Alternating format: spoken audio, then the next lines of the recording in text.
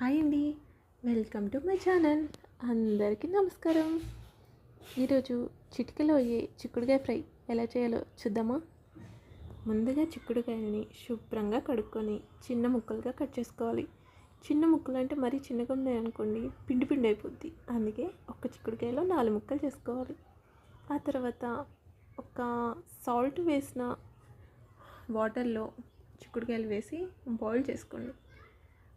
అలా ఒక 5 to 8 minutes చేసుకున్నారనుకోండి, చిక్కుడుకాయలు చక్కగా బాయిల్ అయిపోతాయి అన్నమాట. అలా బాయిల్ అవుతున్నప్పుడు మధ్య మధ్యలో అలా కలయి పెట్టండి, లేకపోతే అడుగుండిపోయిద్ది. ఆ తర్వాత చిక్కుడుకాయలు మగ్గాయలు అయితే చూసుకొని దించేసుకోవాలి. దించుకున్న తర్వాత స్టవ్ ఆఫ్ చేసుకొని పక్కన పెట్టుకొని మళ్ళీ స్టవ్ ఆన్ చేసుకొని ఒక మందపాటి కళాయిని పెట్టుకోవాలి. ఆ మందపాటి కళాయిలో తగినంత నూనె వేసుకొని కొంచెం నూనె మగ్గాక జీలకర్ర వేసుకోవాలి.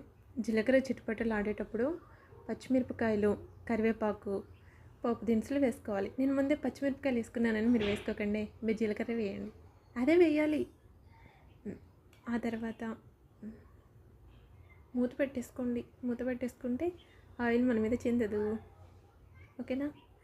ఆలోపు ఒక పాట పాడేసుకొని చక్కగా వచ్చేయాలి, ఓకేనా.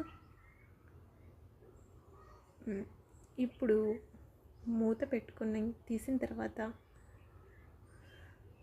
అందులోకి ఆల్రెడీ బాయిల్ చేసుకునే చిక్కుడుకాయని వేసేసుకోవాలి. ఆ వేసిన చిక్కుడుకాయని చక్కగా తిప్పాలి. తిప్పేయండి మరి. ఇప్పుడు మొత్తం కలియపెట్టుకొని మూత పెట్టుకొని కాసేపు మగ్గిన తర్వాత పసుపు వేసుకోవాలి. నత్త వచ్చింది అనుకోకండి, మర్చిపోయా, ఓకేనా. ఇలా కలియబెట్టుకున్న తర్వాత చక్కగా మళ్ళీ ప్యాన్ మీద మూత పెట్టేసుకొని కాసేపు మగ్గనివ్వాలి. మగ్గిన తర్వాత కొంచెం రుచికి సరిపడా సాల్ట్ అండ్ చిల్లీ పౌడర్ వేసుకొని కలుపుకోవాలి. మర్చిపోయా, అది ఎల్లిపాయ కారం, ఓకేనా.